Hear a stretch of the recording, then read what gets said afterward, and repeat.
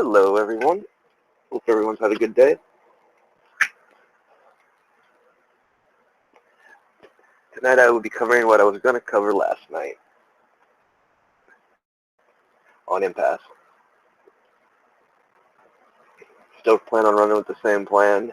I'll post a link here in a few into the chat window for anybody who wants to actually join the live stream, ask questions, whatnot.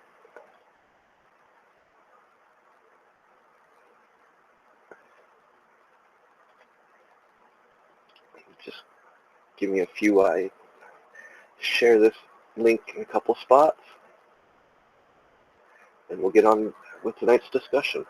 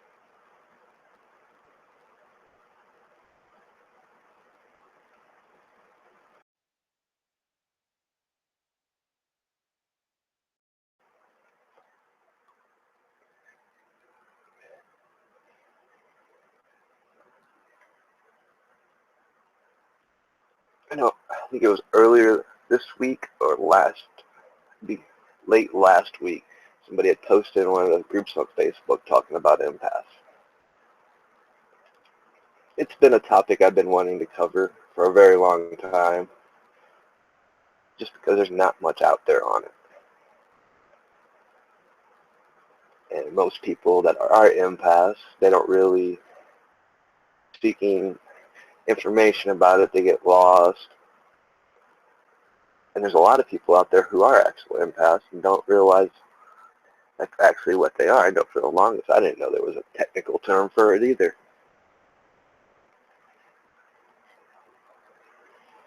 You know, and you'll hear some of us say it. A lot of people say, how we refer to our abilities as gifts. You'll probably hear a bunch of us say, well, let's say a gift is more of a curse than anything. Which, depends how you look at it and depends what energies you're around, which is key for any empath. And the stronger of an empath you are, the more you feel. I mean, me personally, there's certain people I just cannot be around. Period. Can't be in the same room with them just because their energies.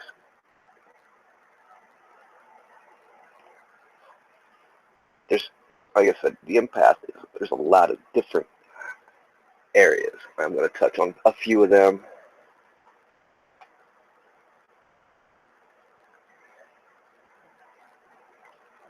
And try to explain it best I can.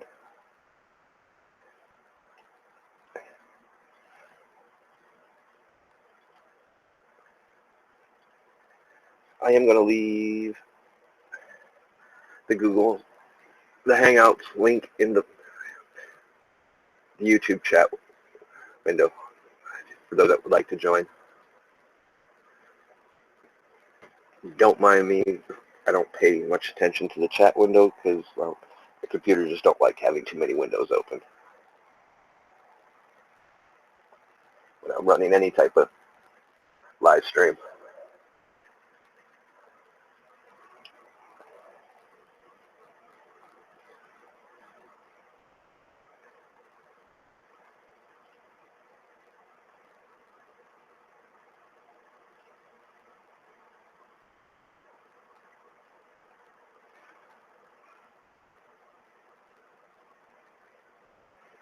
So what is an empath? An empath is one that can sense other people's emotions, energies. In truth, I think the best way to put it, we're a sponge. And this is actually one of the more negative terms out there is psychic vampire. Because in a sense, a psychic vampire is nothing but an empath. Except for some don't know it. And the ones that do and know how to control their empath abilities, they know how to leech you dry. I mean, that's another one of our gifts, is being able to take your energies or your emotions from you. So, in a sense, we make great healers because, well, we can take your ailments. But if you don't know what you're doing, it's like, I look at it this way. As I've learned throughout the years, what you take, you also got to kind of give back, or you'll leave the person you're trying to heal, work with, you'll leave them taxed without energy, drained emotionally.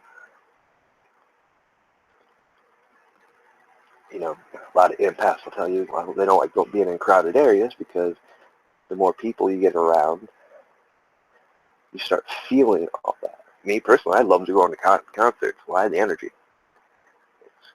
I mean, so much energy, you can feel it, but that's the disadvantage to that. You also pick up on all the emotions, and it can be a bit overwhelming at times. It can be really overwhelming at times. Just like certain people. It's why people that haven't studied certain occult areas don't understand the structures of magical practice. That's where an empath should start. They need to build their foundations. Because without those foundations and without knowledge of how to channel, distribute energy, you're leaving yourself in for a world of pain, anguish, to the point where you're just going to want to shut down.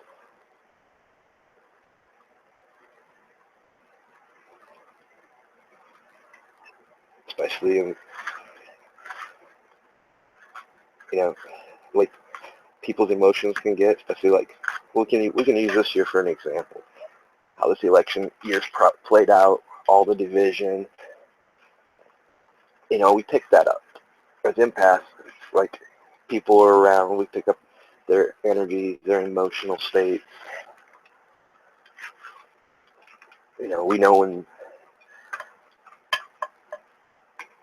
but that's the problem. At times that can be a problem too, because when we're dealing with regular people, they don't know how to control their energies and that type of emotion. They don't realize that those energies and emotions can affect someone.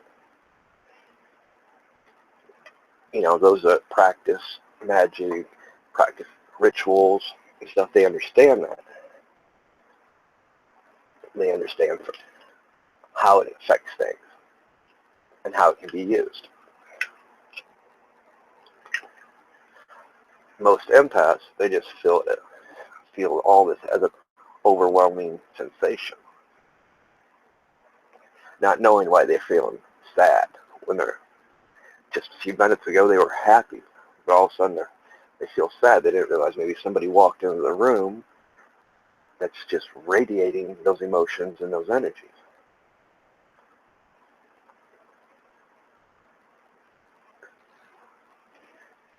And that's where we start getting to the point where there's not much written. Well, how do you deal with that? And as I've come to learn, everyone's different. Every empath's different. Every empath feels things different, sees things different. It's hard to train an empath because it's based on how that person reacts to energies and environments. For me, when things get too overwhelming, overbearing, I usually choose silence and solitude. Find a place out in the woods to go and just meditate and release the negative energies and stuff. Some people can use rocks, use crystals. Quartz crystals are good to channel that in. I don't have that much luck with that. But then again, I've gotten to the point where I don't care where you're at in the world, I can reach out and feel you.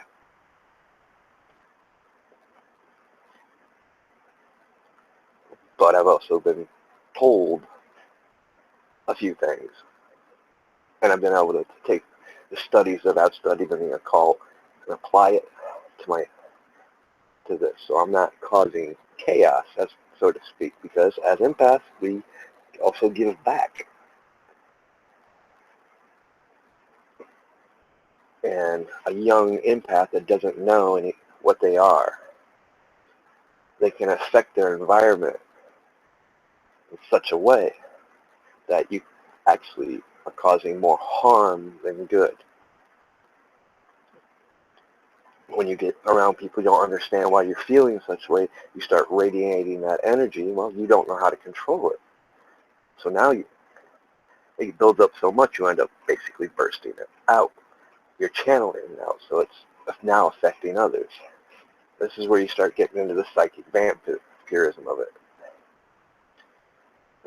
And this is for mainly, a lot of people get a bad rap for this because they don't know. I mean, I was guilty of it a long time ago, which, it's just something every empath has to be due diligent about. Because subconsciously, it's our kind of our natural instinct to take those energies.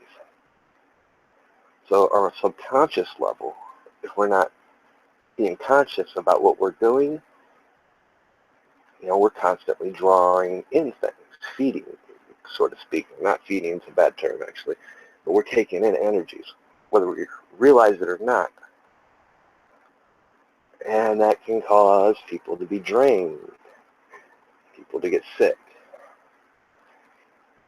Or if we're feeling particularly pissed off at someone, the old saying, as what somebody put it about me, you best leave him alone and don't do nothing wrong because it'll come back to you. Something bad will either happen to you or somebody you know. I was known for that for a while, which this particular case kind of was more of a protection for me than anything, but it was also me not realizing that I was causing that. And when I did, I felt real bad. Because, it was affecting others when that wasn't, totally justified.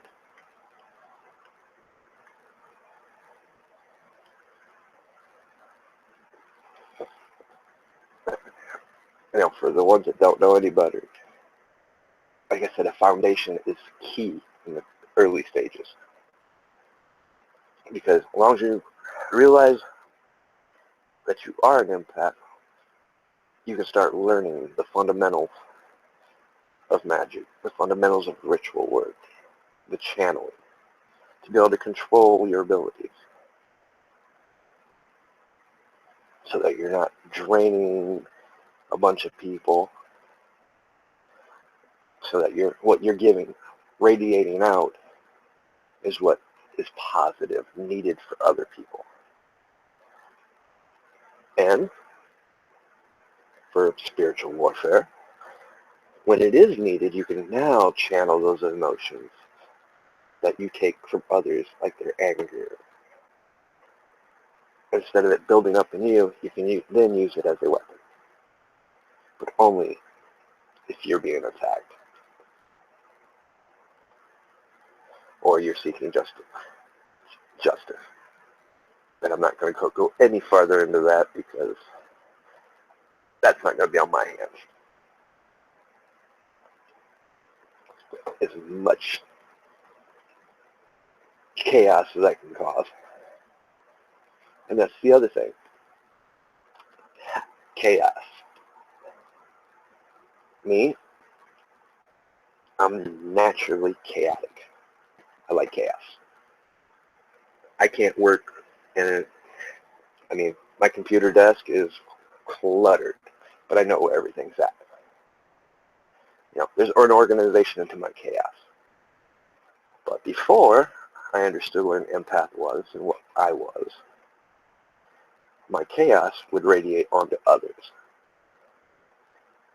So we do have to be careful. We got to be careful about our environments, the people we allow in, especially the people we allow in, because they affect us more than the normal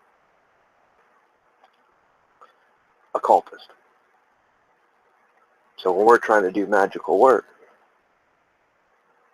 we don't want stuff that's going to hamper our work or bring a negative effect when we're trying to do a positive effect.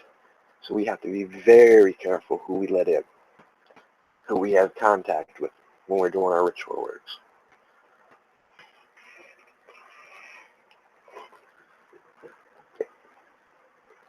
Especially if we're healing. The only thing we want when we're healing is the energies that are needed to heal. We got to be able to see. Like me, I don't read auras. I can't see colors. I can see energies, and I read energies, which helps me a lot. I can take that energy and replace it. That's one of our kind of neater gifts, I guess, the ability to exchange energies. But I also find that a lot of times, even as advanced on as I have, as much as I've learned, I'm still learning things about the empath, about myself. Just like I've always needed someone in my life that can actually watch me. Usually another empath. The connections between, and it varies between empath and empath. I had found a real close friend of mine. She's a well-gifted empath. And she'd always help me, let me know when I'm taking in too much, or, because, once we get used to something, we become so used to it, it's like just, a daily routine. With us empaths, daily routines are kind of bad because we don't notice that buildup, or we don't notice why we're being affected the way we are. Sometimes it takes another empath to point these things out. And it helps. And what I've learned with another empath, it helps balance each other out. Because we see what each other needs and don't need. And it helps, it keeps us on our emotions where they should be at a normal level instead of a heightened level. Because as empaths, our emotions will always be at a heightened level. In a sense, I view it as there's like no gray. There's no in between. We either love or hate. There's no light or anything in between. Because that's how we feel the emotions. Because we're surrounded by so much, it's like a constant bombardment. We learn to block out certain things, but you can only being a natural sponge. It's still there.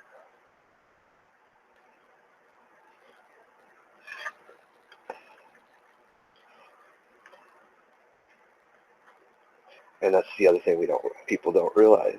An empath, everything's an energy. Even emotions produce energy.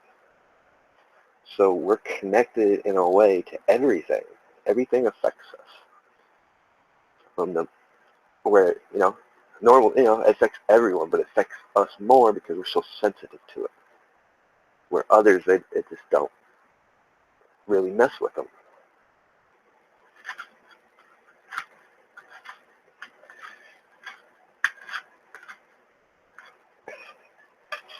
you know, and that's the key thing, you know. Somebody mentioned, well, having deep grounding yourself. Well, you can only ground yourself so deep before it becomes painful. Because what happens is when you start grounding yourself, you're basically grounding yourself into this world. When we're supposed to have one foot in this world and one in the spiritual. Call it the astral, ethereal, whatever you want to call it. We're not supposed to be in solidly in one.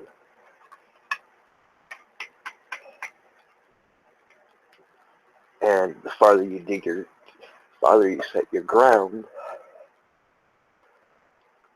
the harder it is for you to perform magical, do rituals.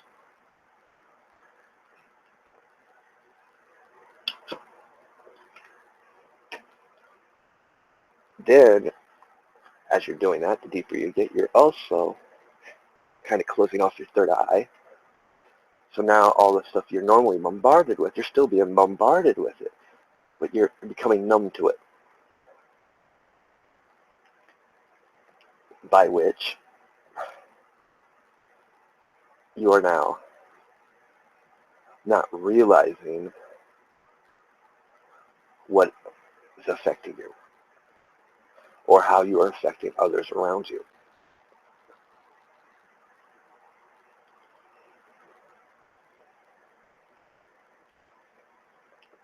You know,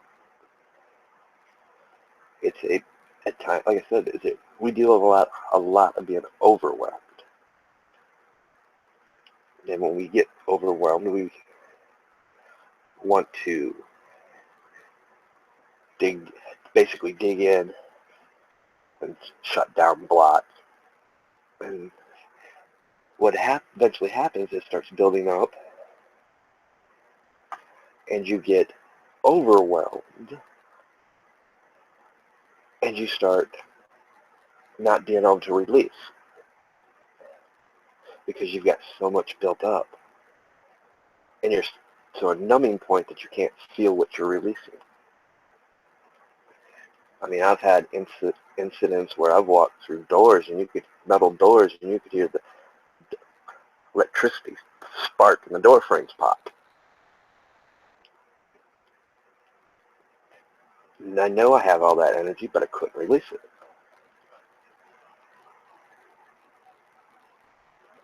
And sometimes you might be in an environment where, you know, you're picking up a lot of negative energy. Well, you don't want to release that back in that environment. Because all you're doing is adding fuel to a fire, which is another bad thing we can do.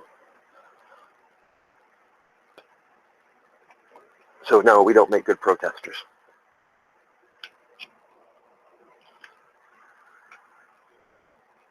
Because we could easily spark a room into a frenzy.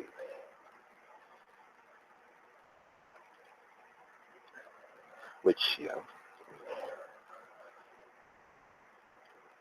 it falls on us to be careful what situations we put ourselves in or allow ourselves to be put in.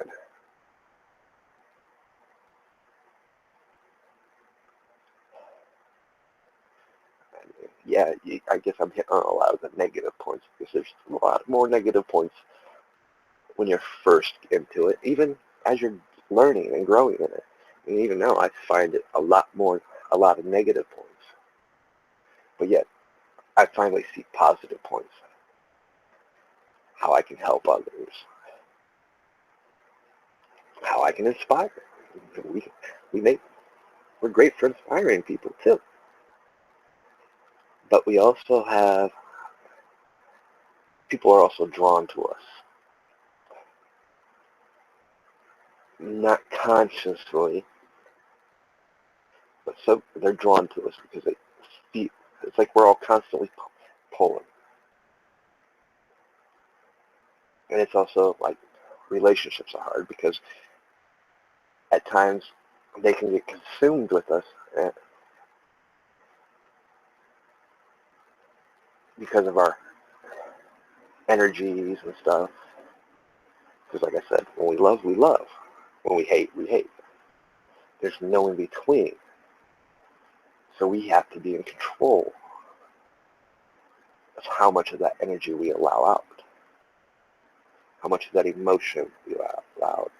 I've been called downright cold, which I usually try to be, because I don't like having that many people in my circle at any given time, just because I do a lot of ritual work. That was one of the hardest parts when I first started the magazine, started building my own websites and running my websites. I'm not, you see on my friends list on Facebook, well, before, up to about a year ago, I was probably at 25 people. And those were just close friends, very little family. But in order to be on the social platforms and get your magazine out, you got to interact with so many people. You got to establish that. And the way I was taught in my occult teachings, it was going against those teachings, because I had to let people in, and there was be an argument here and there with one of my friends about this, because even when I befriend somebody on Facebook, the spirits don't see it as, well, it's just a, they see it just as that, it's a friend. I'm letting them in. They don't see, it's black and white to them. They don't see, oh no, it's just a acquaintance or contact. So now I'm letting somebody else in that could be having a bad day that can now affect the work I do. Whether they may not realize it, but you might get the one that does, and you don't know. They come off as a completely different person, but when you start doing ritual work or magical work of any type, they could be sabotaging your work, and you don't know it. And I've kind of gotten away with that. I've been bashed around enough about that, about being so antisocial. But I'm also at a point where I can fairly control it. Another positive thing that we're great readers of people. Why? Because, well, you can't hide nothing. Once I let you in, I read you. I read your energies. I know your emotions. I know, we also make great divinationists. When it comes to reading the tarot, there ain't none better than an empath. True art of reading tarot is reading the energies anyway, and listening to the spirits. It's actually just reading the person. You don't even need the cards. The cards is just a tool, a showman piece. It's just like I'm real big on people that do divination. It's like claims to be psychic that charge. Well, I'm actually big on any practitioner of anything that charges for a service. You're not supposed to, period. You're not supposed to ask for donations either. If somebody wants to give you something as a gift, so be it. We're not supposed to ask. You can't give a true result when you're charging somebody or expecting a donation. Nor whatever you're doing is going to be as strong or accurate if you're doing that. Just a little pet peeve of mine, getting it out of the way. Because, when you start talking about psychic, that's the first thing that people say, well, they're a bunch of charlatans. Our belief systems aren't meant to be charged for. Knowledge is not supposed to be charged for. It's supposed to be given freely to those that seek. If somebody comes to you asking for a reading, give it to them.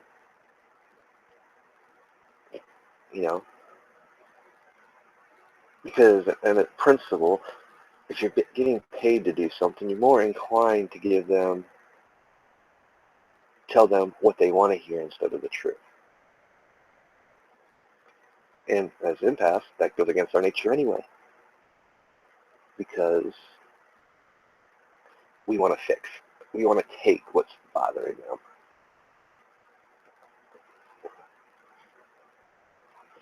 You know, we feel things on such a level that it's just,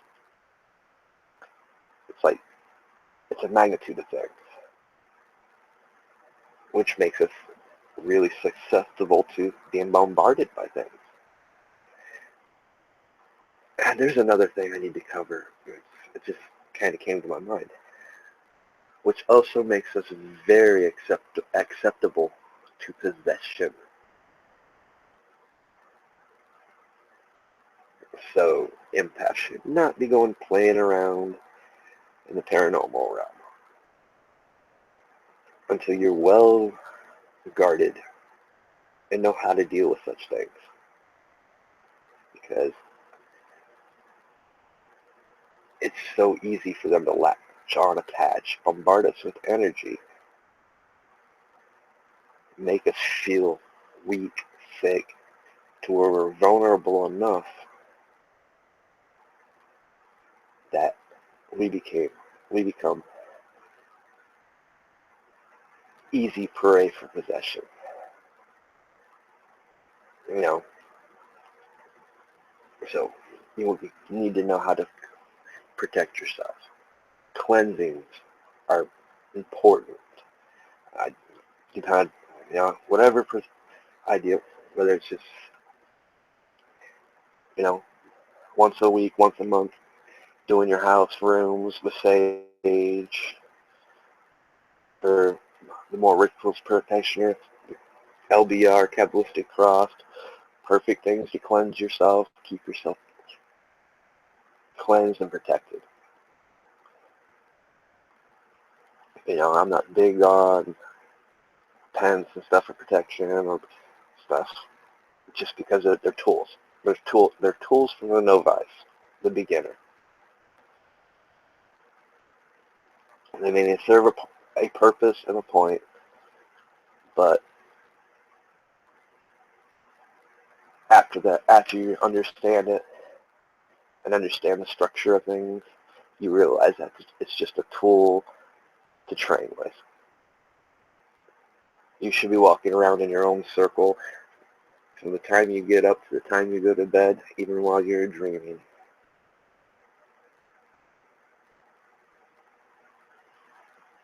You don't need a pen.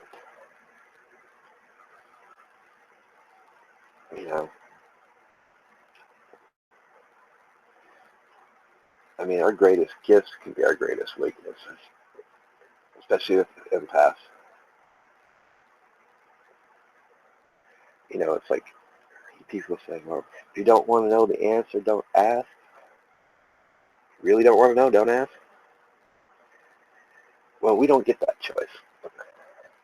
We got to rely on discretion of, oh, okay, yeah, we don't need to say what we just read or felt, at least around others. We carry certain burdens because there's some things that they just don't understand, that we pick up on those energies. We pick up on those emotions, those thoughts. Thoughts are energies. And the more connected we are to them, the stronger we read them, the easier we read them. Like me.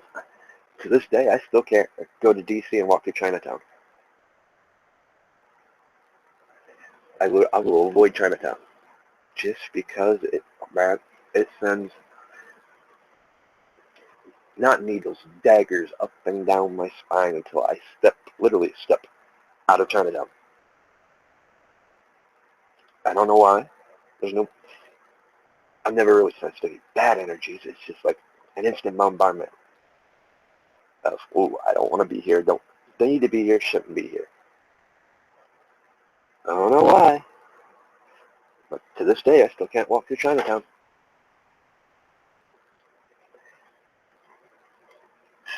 So we do have to be careful. A lot of things. Careful who we let in. Careful the places we go. Like for me, Chinatown. and a few other places. And then there's some places we're just naturally drawn to. Like me, I'm naturally drawn to paranormal places. I can find them like they ain't nothing.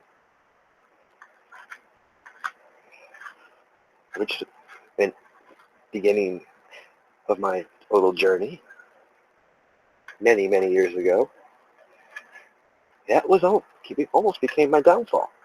And it led to my downfall, actually. Because I just, not knowing, not being properly taught.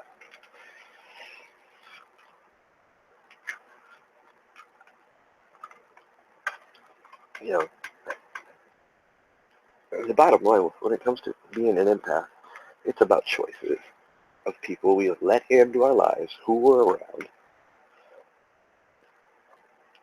And, you know, and it's catching things like when we start feeling, for some odd reason, just all of a sudden sad, depressed, happy for no reason, excited, horny. I mean, you pick it all up. And it's like, okay. I mean, you can, once you learn how to control it, oh, you can trace it right back to the person.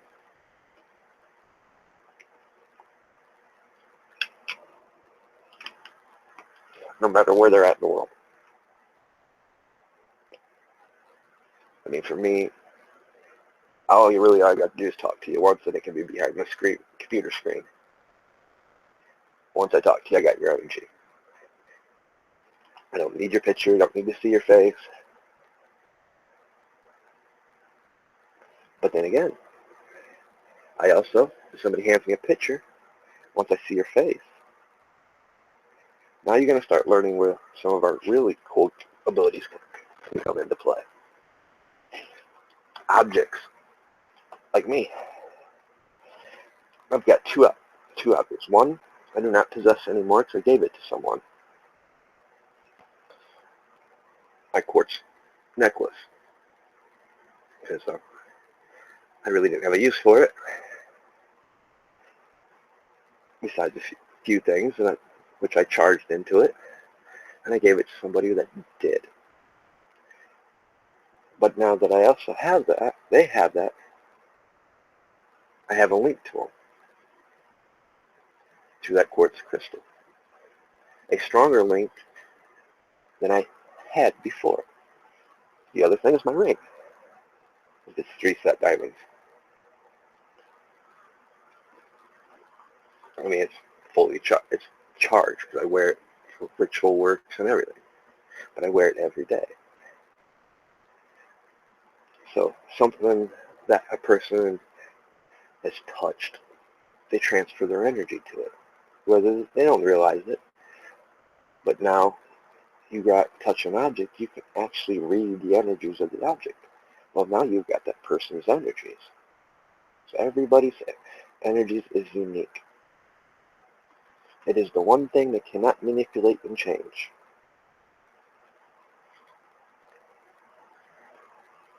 Where those that can only read auras, I can change my aura to whatever I desire it is. Well, and anybody that knows me, well, colors have no meaning.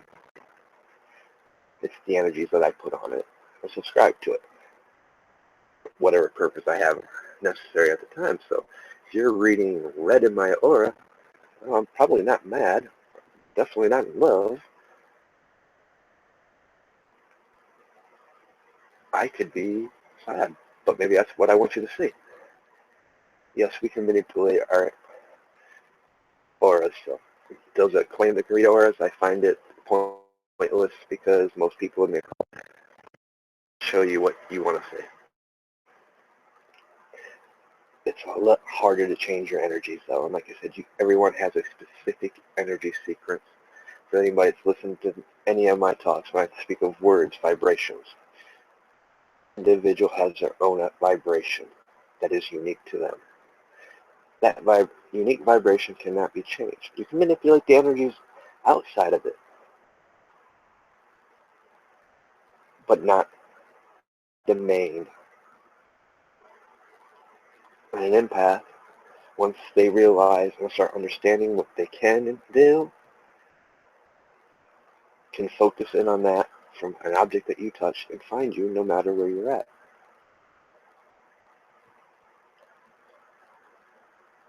Which brings us back to it. We make great divinationers, remote viewing.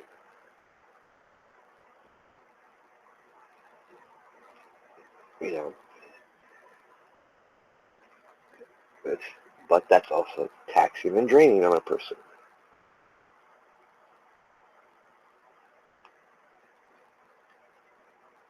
And it takes a certain degree of gnosis, a deep, reach a certain state, which comes through years of training.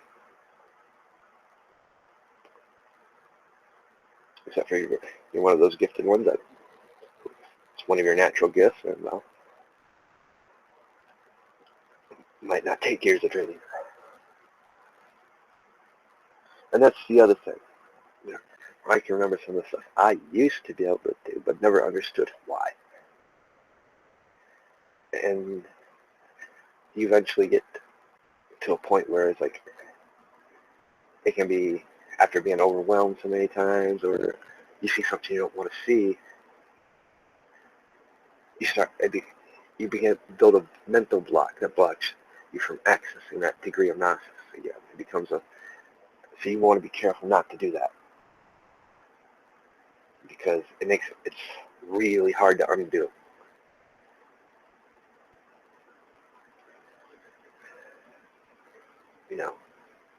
Empaths are we're weird in a sense, because it's hard to describe, it's hard to explain, because everyone's unique and different. Like for me, I require another empath to be able to read me and, let me know when hey, you need to tone that down, or you need to change this up a little bit, which unfortunately I have lost. The one that has helped me so much.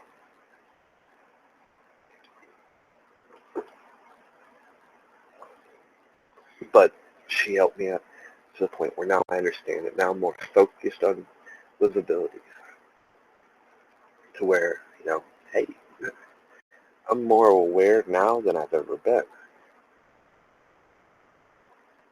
I'm a much better person than I have ever been because of it.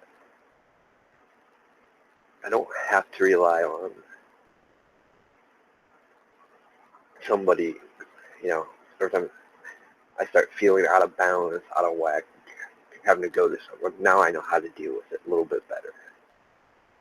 There's still times where, hey, you can only take so much, and, you gotta let it loose. For me this year, been a nightmare. It truly has. But I don't know. It doesn't bother me the way it should. Yes. I'm not numb to it either. I see more, there's much bad shit that happens. And just a very little bit of good that's happened. That very little bit of good has changed my perspective. Am I living where I want to be right now? No. But it is what it is. But now I'm able to do these broadcasts, focus on some of the stuff that I enjoyed doing that I wasn't able to do for a while. But I also needed that 1.5 year break that I took. I needed a change of venue to open my eyes a bit. And as empaths, you guys do need to take time and change things up, just for real. Ohio, in the Nakian language, means woe, and I mean the bad woe. Like, woe unto thee, something's going to be very bad. This state, wow. The energies in this state, wow. Just taxing, draining, negative. that's what I loved about where I was at in North Carolina, up in Boone and Deep Gap, the mountains. But at the same time, my environment, I had to be careful because I couldn't release the negative energy. So I ended up letting it build up too much because, well, man, why would you want to release that type of energy in such a beautiful place, a peaceful place? But yet I was able to find that peace. So my best suggestion to any empath, find a place that makes you feel tranquil and at peace. Use that as your safe zone, safe haven. When you start getting feel overburdened, bombarded, not so much to release, but to allow it to calm you. Allow it to just wash you, basically. So kind of like a cleansing, a natural process. That way you're not killing off a bunch of plant life from various negative emotions, negative energy, and whatever else you got into.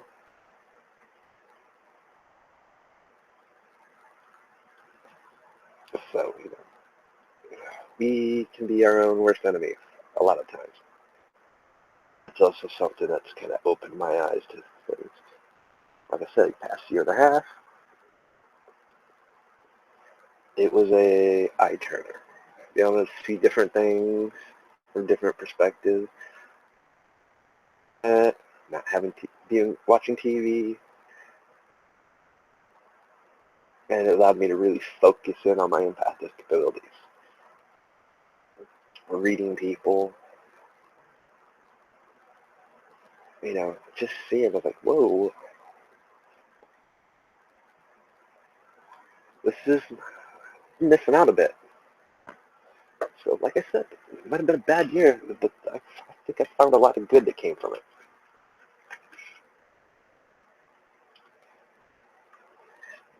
And that's the other thing. We have to be careful with the media, shit we take in. It doesn't have to be just people, being around people.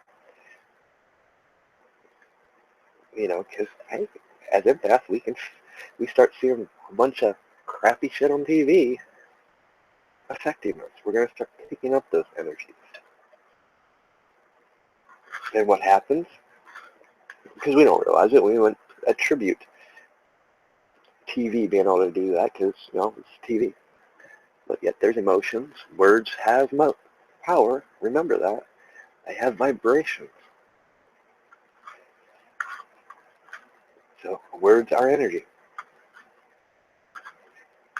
And there are people out there that know how to use it to affect people. And there's times where we definitely need to take a break from that.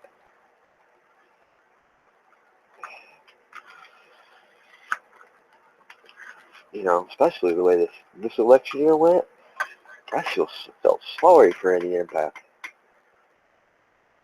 Because there's just that much hate, that much division, confusion, chaos. It was chaos.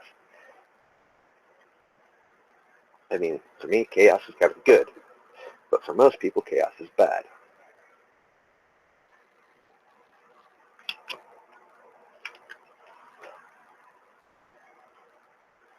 So we need to be more careful on what we let in. It's all about what we let in, what we surround ourselves with. But as you grow, remember, the more you grow and understand, the stronger you're going to get. The farther you can reach out.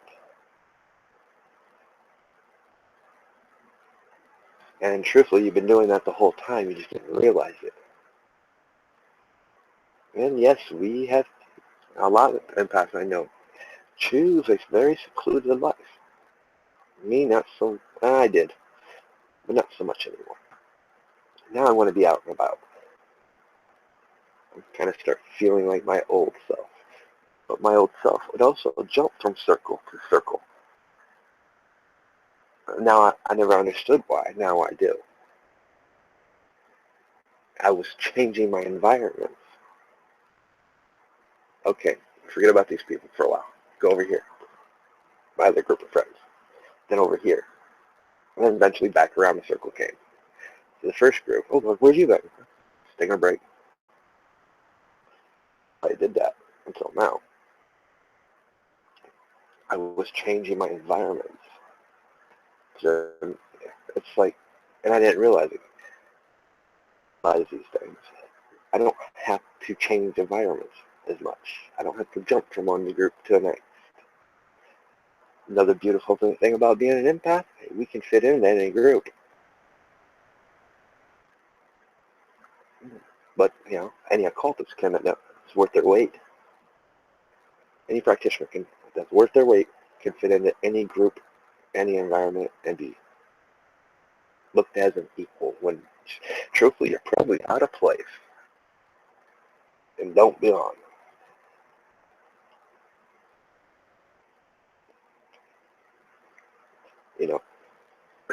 Some empaths left.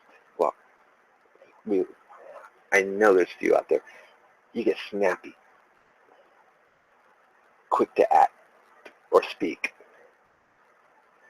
because you feel that energy and it's a charge. It's like, and sometimes you might take an offense and you don't mean to. And that's part of your empath ability. It's just there. And I do want to talk a bit more about psychic vamps because I only covered what I consider what probably most have been labeled. There are some out there that understand what an empath is, and the only thing they care about is draining people's energies and using it for themselves. They're not going to give you anything back. They want to drain you dry. Those are what a true psychic vamp is, before anybody starts bashing me for calling empath psychic vamps. But there's a lot. Like I said, every crowd has a bad apple. That's our bad apple. This is psychic vamps. And like I said, there's only a handful of bad apples. And a lot of the ones that get labeled that are the young empaths that probably don't even know they're an empath. But there may be some of those bad apples who didn't know that's what they were. So, and best way to deal with the psychic vamp, give them a taste of their own medicine. Or feed them what they don't want. It's only after certain types of energy. You start giving them what they don't want, they go away quick.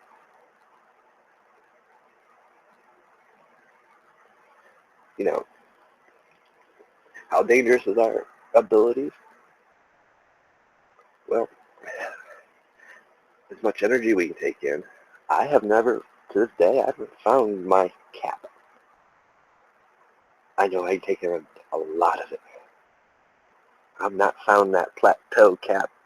I do know there's a point where, hey, I can't release, but yet I know I can take in more. So, I push those boundaries from time to time, trying to find it, but I've also come to a realization that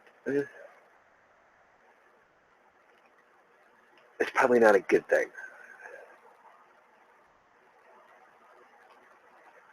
Because that energy needs release, and eventually it will release, and it needs to go somewhere. So if you don't really have a purpose for it,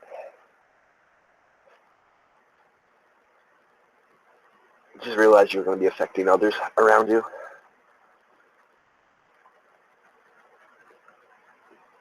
Because they're going to start feeling you. And if you start, that's when they also pay attention to your friends' reactions around you, your true friends. If they start shying away from you a bit, you might want to step back for a second, examine what energies you're releasing, or what you've been around, or what's latched onto you. There's no mediums for us. We have to kind of police ourselves or find a person that can help us, that will help balance us out. But we got to be able to, at the same time, give back and balance them out. It's really, truthfully, like a spiritual connection with someone. You know, nothing more. Somebody that respects you, and you have that same respect, to where you're not going to allow each other's energies to overwhelm one another and make it something that it's not.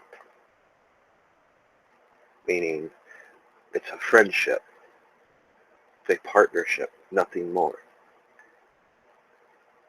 Because our energies can, at times, will start drawing us together. Because, two people that are alike are drawn to each other. And the stronger the connection builds, if the two aren't careful, can ruin their friendship.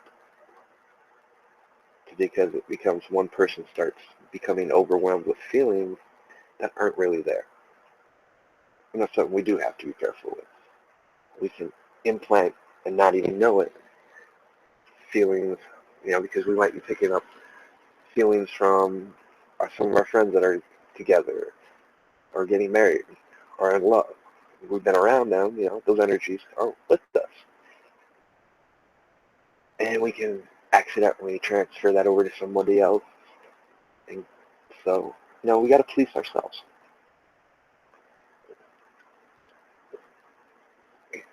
So yeah, because we can cause a lot of havoc when we're not paying attention to our own environments, our own energies. But I mean, an empath, I've come to realize as being one, man, it helps so much in my ritual work and magical practices. It also helps me be able to, when I'm doing research stuff, okay, that's not quite fact, that's not right. I can see it. It's just something, you learn. It helps you be more aware. I mean, you get to a point to you're attuned. You know when somebody's lying to you. Okay. When you read something, well, I just don't feel right. That's not right. You're more in tune and it pops up easier.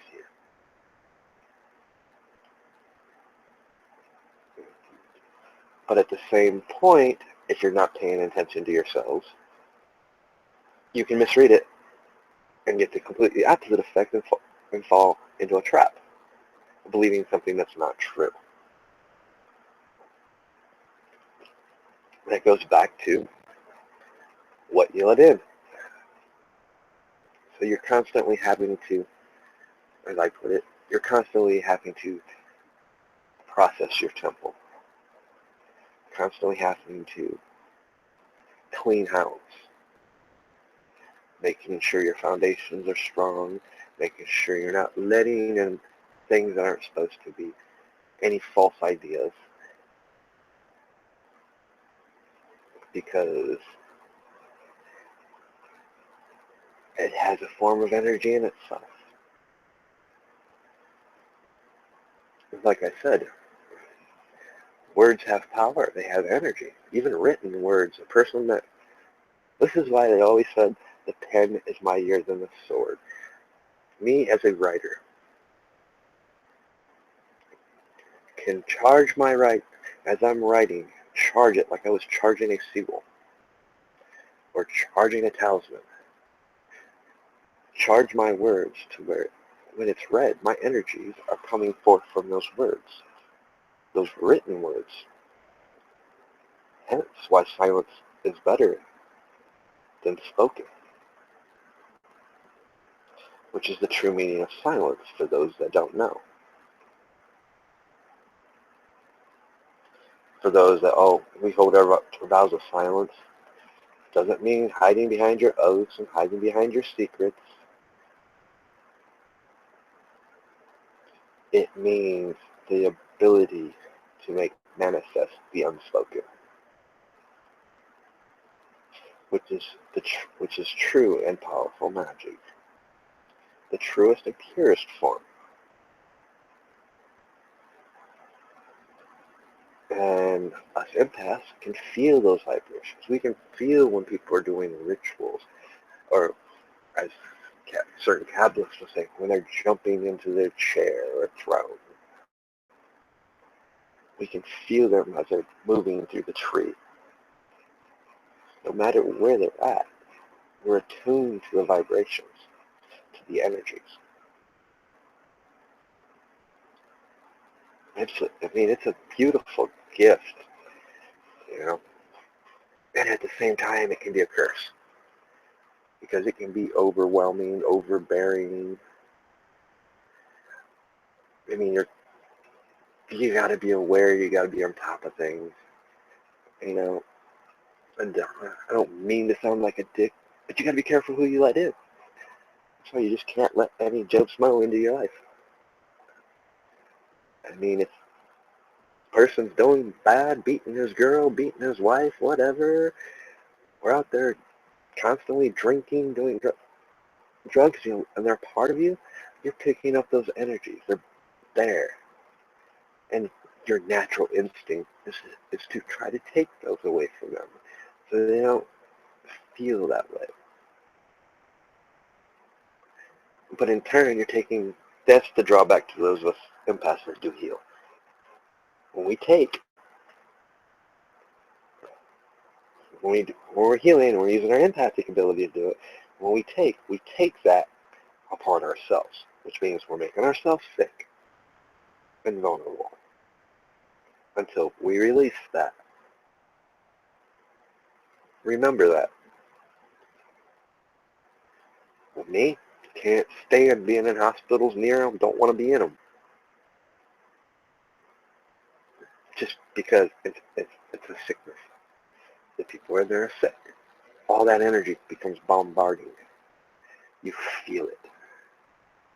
It feels like I can't, after being in a hospital, because I had to deal, my dad had surgery a while back, that's why, like I said, things happen for a reason. I had to come back, I had to move,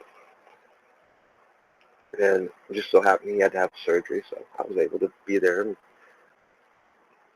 help him out do that. But man, I hated going to that hospital. I got home, I took like 3 showers and I still didn't feel clean.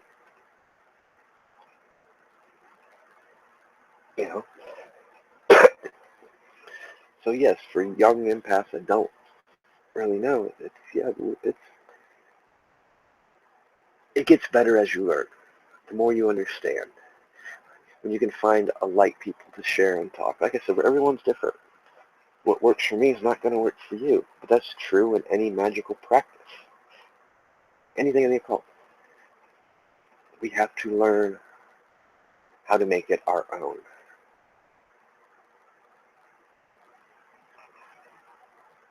So it starts with having a good foundation. For me, I'm more into chaos magic, ritual magic, but yet I have a base foundation that started with druidism, shamanism, and Christianity, believe it or not, is still part of my base foundation. Then I added stuff from the OTO, the Golden Dawn, that strengthened my foundations, that helped me destroy the temple, destroy the false ideas and views, and believe things that I was taught that was wrong.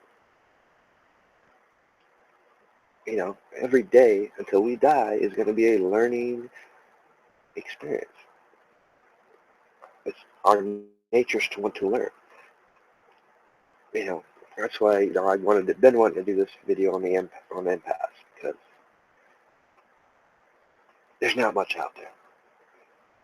And like I said, a lot of the empaths, we're solitude. We prefer this, not being around big crowds, not, letting people in. And, we are also when we are wrong, we're very slow to forget. Which, yeah, Which brings on to another point. As an empath, if we're not in control, we could be causing that person harm and not realizing it. Why? Because they might have done us wrong. We say we might have forgot about it. But within our subconscious, it's not forgotten. Therefore, when we take on extra energy, a person might get affected. So yes, we have to constantly, an empath has to do checks and balances constantly. Constantly checking ourselves, balancing ourselves. And I'm not saying live in balance, because the only thing balance equals is perfect stagnation. You need chaos to grow. You need obstacles to grow.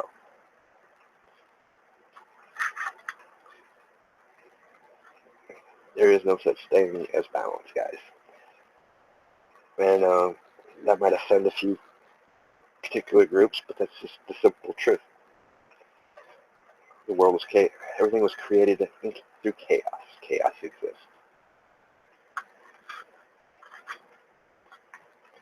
Everything was created in the blackness, others spiraling in abyss of chaos. And from it came creation. It goes back to the duality of things, or triality of things, whatever you want to choose to believe at the time. And it helps, and it does help. Don't just study one thing. The more you take in, the more you learn from different aspects of the occult, the stronger you can build your foundation. The more things you'll start seeing that'll help you, especially empaths, the more things you'll start seeing that'll help you control it. And helping you realize, ooh, there's a lot you can do. And there's a lot that allows you to do that's going to help you perfect the things you do, the magical works you work, instead of things hindering it. Now I also understand why simplicity kills me.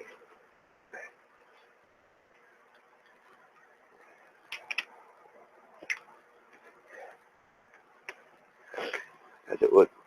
Some of my friends like to joke around with me. Well, we were locked in a room. There was like old school. Say we're old school. Remember the old school cartoons with the clock and the dynamite attached? And you had to defuse it. They say we had to rely on him to defuse it by taking it apart. We'd all be dead. But if it was in pieces and you told him to put it together, he'd defuse it, not a problem. Which I've come to learn has a part to do with being an empath. Things that are complex we see clearer and better.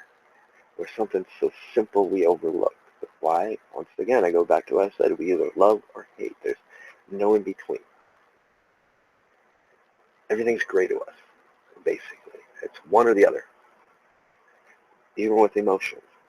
There's no in between on the emotions. We feel the purest emotion. We feel the purest energy. Which in itself should be simplicity. But it's not. Because everything's woven together. So there's an intricate, chaotic complexity that we just naturally gifted to be able to unravel and weave.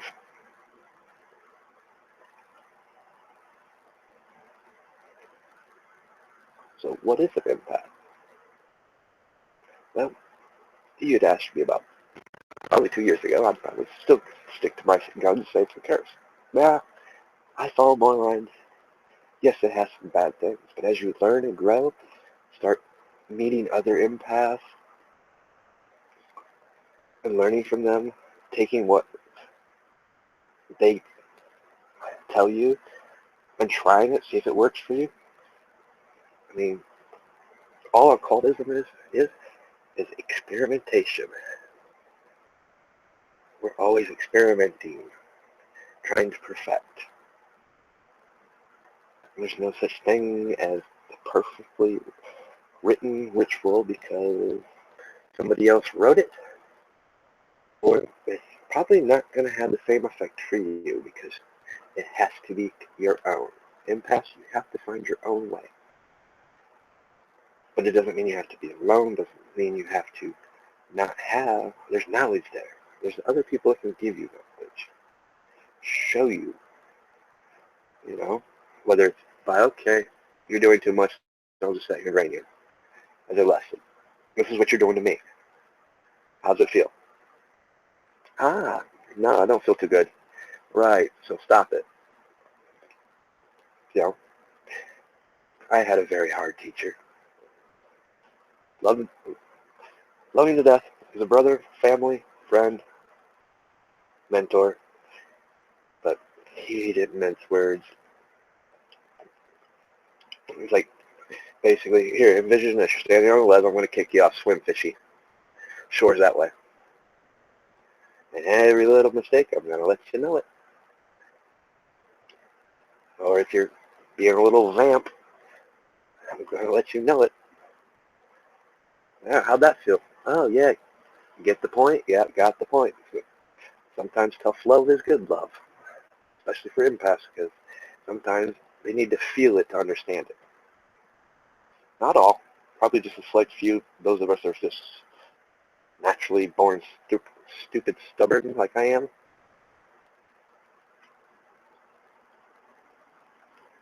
Like I said, got to find the ones that can get past your stubbornness, balance you out, and show you how things are where you're going wrong in a loving manner that might be tough love. Or like the person I've had relied on since '09. We're no longer, we've parted ways, but she knew how to talk to me, to show me what I needed to do, and not a telling or demanding way. In a loving way, in a caring way, which I don't know how I ever got used to it, other than the fact, another empath. And that our connection was as that, spiritual. It was, we balanced each other out. At least she balanced me out. I don't know if her opinion on this. Maybe one day she may see this video and let me know if I'm right or wrong.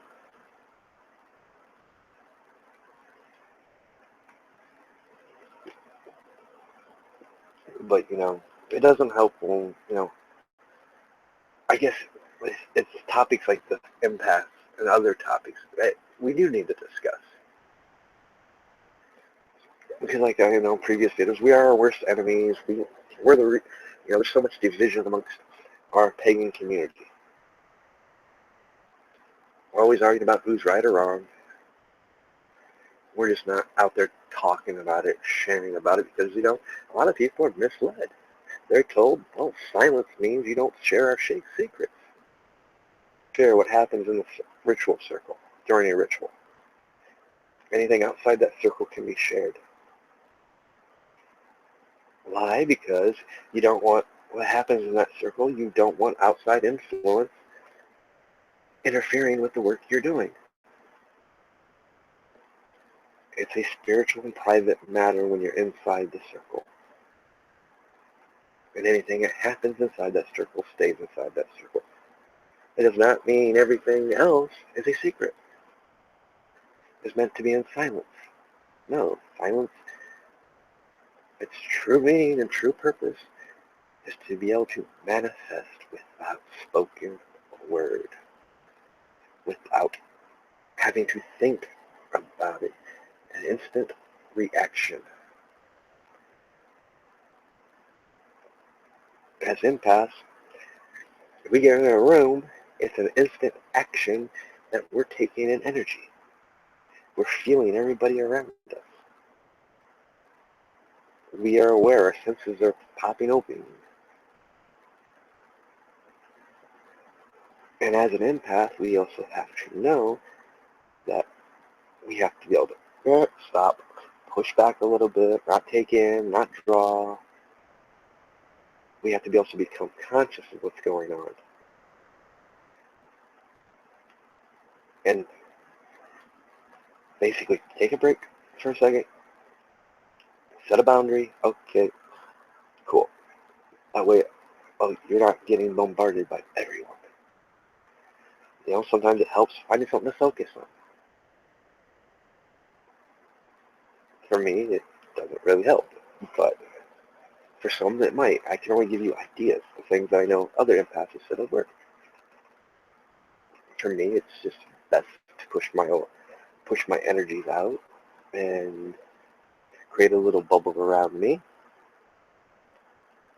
and be conscious enough not to be drawing in. Feeling, yes. Drawing in, no.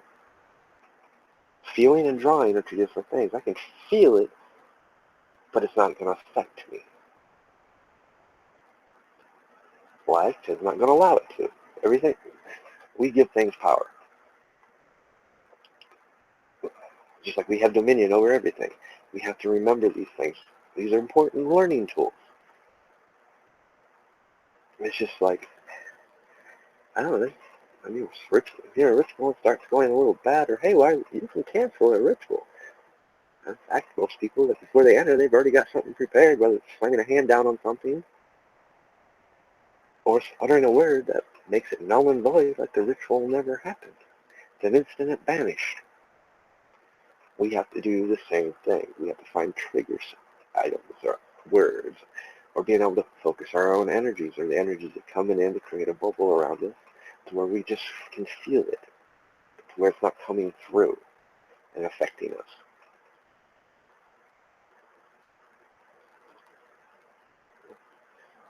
And, so, when we get mad at people, we have to be careful. Why? Well, we're mad at them, so what's going to happen? We know their energies. Our rage and whatever made us mad, we're focused on them. So therefore, what happens? That rage into them on a subconscious level. Because consciously, you probably don't want to do that to begin with. Because, probably whatever it probably was something stupid. And yeah, you probably feel real bad if you caused them to be hurt because of your own rage. You see what I'm getting at? That's where we also have to be aware of what is justified, what is not. I mean, there's people out there that, yep, deserve some justice. But we also have to be responsible. How much justice before it becomes injustice? See? Remember, we don't deal in mediums or black and white. Well, you know what I mean. We don't deal in the mediums. It's all or nothing, or so we have to be in control when we send all. As in, okay, you're going to receive this much for punishment, and the rest is going to go over here.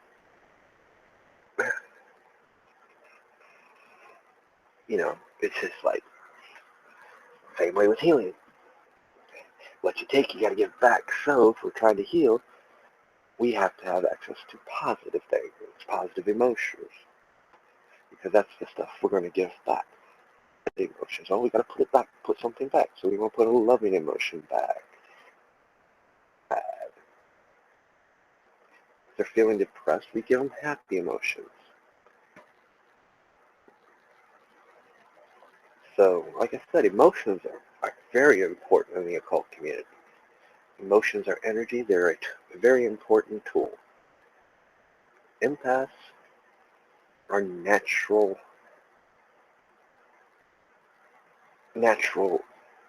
sponges of them. So, but at the same point, what you take, you got to get back. But as you learn through some of the occult teachings and practices, you learn how to be able to trigger those emotions yourself, so you're using your own energies instead of having to take from somebody else or around. You know, we're always taking in, so we always got energy. Our bodies naturally replenish themselves. Which means, yeah, we're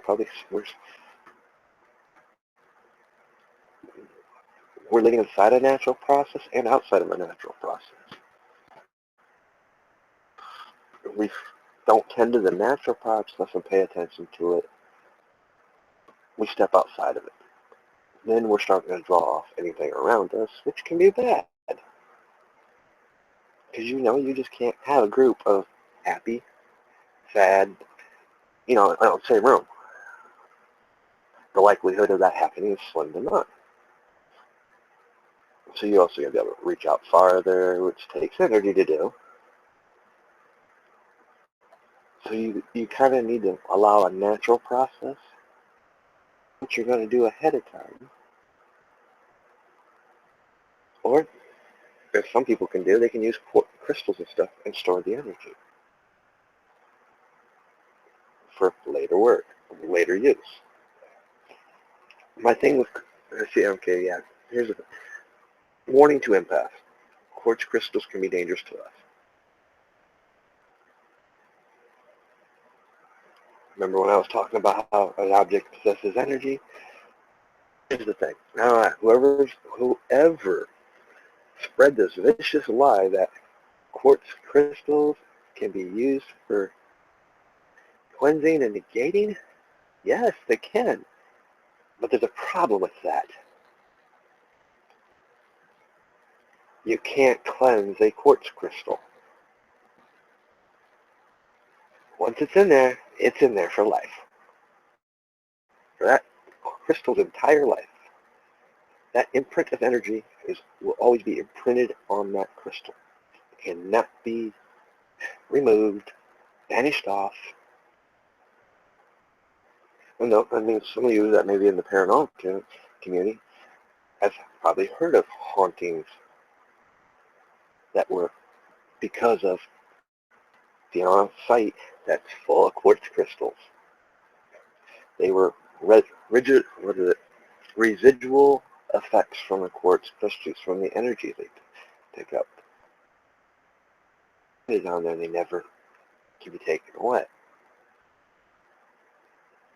So there's a danger for empaths touching the quartz crystals. What you put in there, remember, it's going to be there, so when you pick it up, yep, you might get a taste of what's in there. You're going to feel the energy. I mean, yeah, they're nice to put energy in.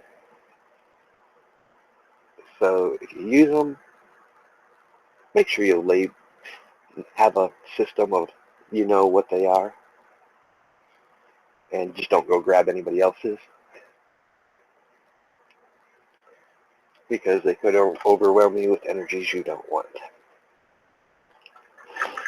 So yes, to all those that believe quartz crystals are good for cleansing and stuff, yeah,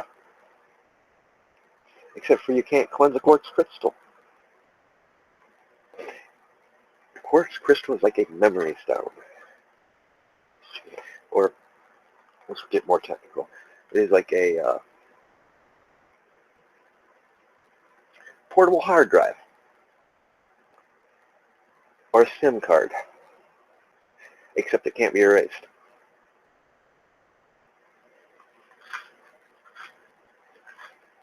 Kind of like Facebook. Whatever you post on Facebook can never be deleted permanently. It's still on Facebook, even though you may have the ability to delete it. It's still on their archives. For anybody that's ever read the terms of service of fine print.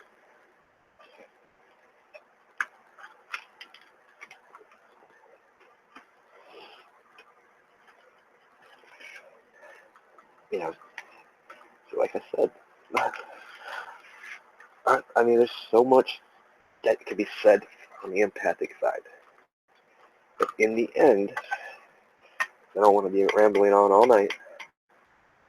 I don't think you guys want me rambling on all night. In the end, we still got to find our own, what works for us. But that doesn't mean we have to be secluding ourselves and, staying solitary. And for those that never knew what an empath is, well, I think now you do. Now you might say, oh, okay, now I understand why I feel this way. Maybe hopefully I gave you some ideas of how to go about it. The main thing is finding a way to shield yourself from being overwhelmed, over-bombarded. And that starts with building your foundation and really searching yourself.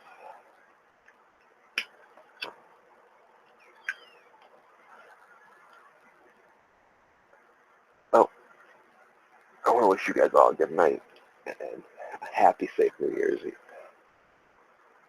I don't know if I'm going to do any more videos this week. Well, yeah, I think I am. But I'm not sure what they're going to be about. So just pay attention to the groups. I'll post links if they're for a cult. If not, they'll be publicly on my Facebook page or YouTube. Feel free, please share this, like it, so that I can get the word out.